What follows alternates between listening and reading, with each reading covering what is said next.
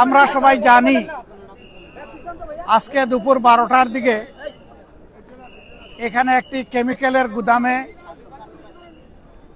অগ্নুৎপাতের সূচনা হয়। তখন এটা আগুনও জ্বলে উঠে বিস্ফোরিত হয়, আবার ঘন ধোঁয়ায় আশপাশ আচ্ছন্ন হয়ে যায়। গুদামের ঠিক উল্টা দিকে একটা ছোট্ট গার্মেন্টস কারখানা ছিল। সেখানে কর্মরত শ্রমিক ঠিক কতজন এই সময় ছিলেন এইটার সঠিক হিসাব সম্ভবত এখনো পাওয়া যায়নি। কিন্তু এই অগ্নিকাণ্ডের কারণে ধূমায়িত হয়ে শ্বাসরুদ্ধ হয়ে আমরা ধারণা করছি এ কারণেই 16 জন মানুষ দুনিয়া থেকে বিদায় নিয়েছেন। ইন্না লিল্লাহি ওয়া ইন্না ইলাইহি রাজিউন।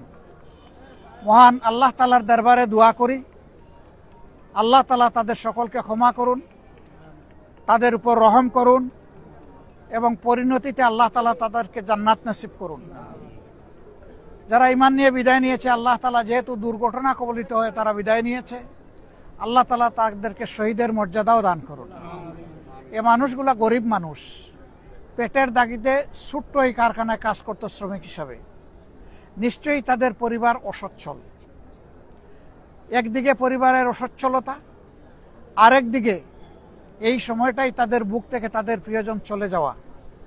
যাদের চলে গেছে ব্যথাটা তারা যতটা অনুভব করতে পারবে, আমরা হাজার চেষ্টা করলে অতটা অনুভব করতে পারবো না। তারপরে আমরা তাদের ব্যথার সাথে একমত, সমবেদনা প্রকাশ করছি।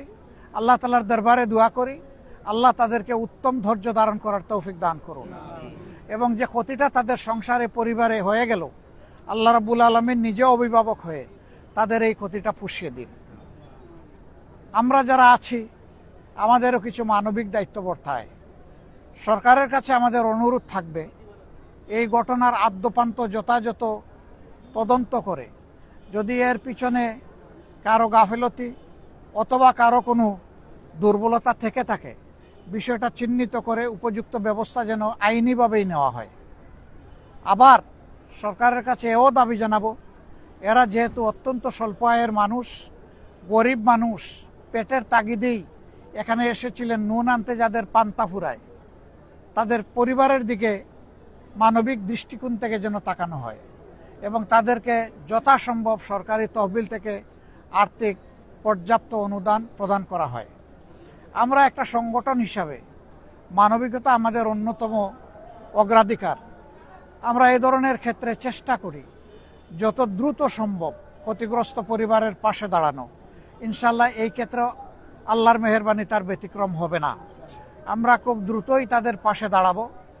আপাতত পরিবারগুলোকে যারা নিহত হয়েছেন তাদের মাথা পিছু আমরা ইনশাল্লাহ 1 লক্ষ টাকা করে তাদের পরিবারে পৌঁছে দেব। আমরা অনুরোধ জানাবো, সমাজে যারা সম্পদশালী বিত্তশালী মানুষ আছেন তারাও যেন মানবিক দৃষ্টিকোণ নিয়ে এগিয়ে আসেন। আমরা আহ্বান জানাবো, আমাদের মতো মানুষের জন্য যারা কাজ করেন সেই সমস্ত রাজনৈতিক সংগঠনগুলো তারাও এগিয়ে আসবেন এবং এই ক্ষেত্রে আমরা সবাই দায়িত্ব ভাগাভাগি করে নেব। যদি আমরা সবাই একটু একটু করে হাত বাড়াই এই দুস্থ পরিবারগুলোর দিকে, তাহলে তাদের কষ্ট ভুলে যেতে হয়তোবা এটা সহায়ক হবে, হয়তোবা তাদের বাচ্চা কাচ্চাদের কপালের ভাঁজটা একটু দূর হবে। আমরা আল্লাহ তাআলার কাছে দোয়া করি, আল্লাহ যেন এই ধরনের পরিস্থিতিতে আমরা যারা ভালো অবস্থানে আছি তাদের সকলকে হৃদয় দিয়ে অনুধাবন করার তৌফিক দান করেন এবং বিপন্ন মানুষগুলার পাশেও যেন আল্লাহ দাঁড়ানোর তৌফিক দান করেন। আমি বিশেষভাবে ধন্যবাদ জানাবো এখানে শৃঙ্খলা রক্ষায় যারা নিয়োজিত হয়েছেন এবং অগ্নি নির্বাপনে যারা দায়িত্ব পালন করছেন, জীবনের ঝুঁকি নিয়েই তারা দায়িত্ব পালন করেন। এইমাত্র কয়েকদিন আগে টঙ্গীতে এই ধরনের একটা বিষয় মোকাবেলা করতে গিয়ে তিনটা গুরুত্বপূর্ণ তাজা প্রাণ কিন্তু তাদের উৎসর্গ করতে হয়েছে। তারা আসলেই মানবতার জন্য কাজ করেন, বিশেষ করে ফায়ার ফাইটার্স যারা। আমরা তাদের জন্য দোয়া করি আল্লাহ তাআলা যেন তাদেরকে হেফাজতের ব্যবস্থা করেন, তাদের কাজও যেন আল্লাহ সহজ করে দেন এবং তাদের মাধ্যমে যেন ক্ষতিগ্রস্ত বিপন্ন মানবতা উপকৃত হয়। বাকি যারা আইনশৃঙ্খলা রক্ষাকারী বাহিনী, সেনাবাহিনীর সম্মানিত সদস্যবৃন্দ সহ যারা আছেন তাদের সকলের প্রতি আমরা একইভাবে কৃতজ্ঞতা জানাচ্ছি। আমরা এটা অনুরোধ করব যে পুরা বিষয়টা কন্ট্রোলে না আসা পর্যন্ত আশপাশে যে জায়গাটাকে সরকারের এই বাহিনীগুলা ঝুঁকিপূর্ণ মনে করবে সেই জায়গায় মানব চলাচল যেন বন্ধ থাকে। প্রয়োজনে আমরা 1 সপ্তাহ, 3 দিন, 5 দিন ব্যবসা বাণিজ্য বন্ধ রাখবো, কিন্তু জীবনের অতিরিক্ত ঝুঁকি আমরা নিতে যাব না। জীবন অনেক মূল্যবান, ক্ষতিগ্রস্ত হয়ে গেলে এটা ফেরত পাওয়া যাবে না। সম্পদ ধ্বংস হলে সম্পদ গড়া যাবে, কিন্তু জীবন গড়ার কোনো ব্যাপার নয়, চলে গেলে চলেই গেল। এই জন্য পর্যাপ্ত সতর্কতা এবং যথার্থ কর্মপন্থার মাধ্যমে আমাদের এই পরিস্থিতি উন্নয়ন হোক এবং এর সমাধান হোক, সেই দুয়াই আমরা করি, সেই কামনাই আমরা করি। সবাইকে ধন্যবাদ। আসসালামু আলাইকুম ওয়া রাহমাতুল্লাহ। এই ধরনের প্রতিষ্ঠান যখন আগুন লাগে, দুর্ঘটনা হয়, তখন আমরা দেখি যে এগুলোর কোনো লাইসেন্স নেই, অর্থাৎ নানা ধরনের ত্রুটি থাকে। আপনারা এবং এইগুলোর সাথে বেশিরভাগই যারা রাজনীতি করে তারাই এই ব্যবসা বাণিজ্যের সাথে জড়িত, ক্ষমতার অপব্যবহারে। একেবারেই ভাইটাল একটা কোয়েশ্চন। উনি বলেছেন যে এই ধরনের দুর্ঘটনা ঘটার পরে যখন তদন্ত হয়, খোঁজখবর নেওয়া হয়, দুইভাবে হয়। একটা হলো যারা ইনভেস্টিগেটিভ জার্নালিজম করেন তারা কিছু খোঁজ নেন, আবার সরকার কিছু প্রব কমিটি করে, এর মাধ্যমে কিছু খোঁজ নেওয়া হয়। তখন দেখা যায় যে এই ধরনের বেশ কিছু ক্ষেত্রে কোনো ফিটনেস থাকে না, কোনো লাইসেন্স থাকে না, তাদের পর্যাপ্ত লিগ্যাল কাভারেজ থাকে না এবং সেফটি মেজার থাকে না। না থাকার কারণে মানুষের জীবন বিপন্ন হয়।